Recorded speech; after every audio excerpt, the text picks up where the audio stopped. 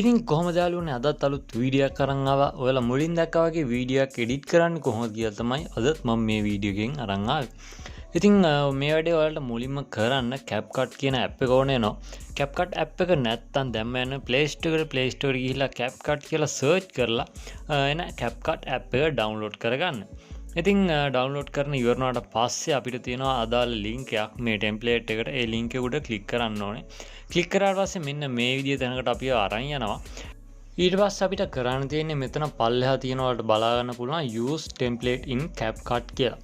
ඉතින් මේ use template in Capcut කියන උඩ එකපාරක් touch කරාට පස්සේ ඔයාලා Capcut app එක හරහා මේක open වෙනවා බලා ගන්න පුළුවන්. ඉතින් Capcut app එක හරහා මේක open වුණාට පස්සේ ඔයාලට බලා ගන්න පුළුවන් use template කියලා එකක් තියෙනවා දකුණු පැත්තේ පල්ලෙහින්ම. ඉතින් මේ use template කියන උඩ එකපාරක් touch කරන්න ඕනේ. ඊට පස්සේ කෙලින්ම යන්නේ ඔයාගේ gallery එකට. ඔයාගේ gallery එකට ගියට පස්සේ කෙලින්ම ඔයා යන්න ඕනේ මෙතන උඩින්ම තියෙනවා photos කියලා එකක්.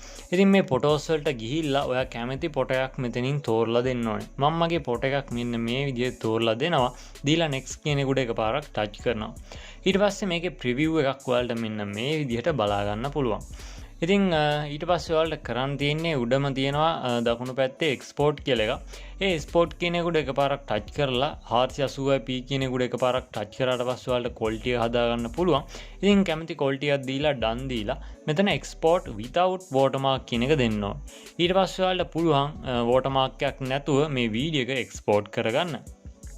ඉතින් යාළුවෝ අදගෙන වීඩියෝ එක වැදගත් වුණා කියලා හිතනවා නම් වීඩියෝ එක like කරන්න, comment කරන්න, තව කෙනෙක්ට බලන්න share කරන්න, මතකද අපේ channel එක subscribe කරලා තියාගන්න. අලුත් වීඩියෝ එකකින් නැවත හැමතුරු ගිහින් එන්නම් සුබ දවසක්.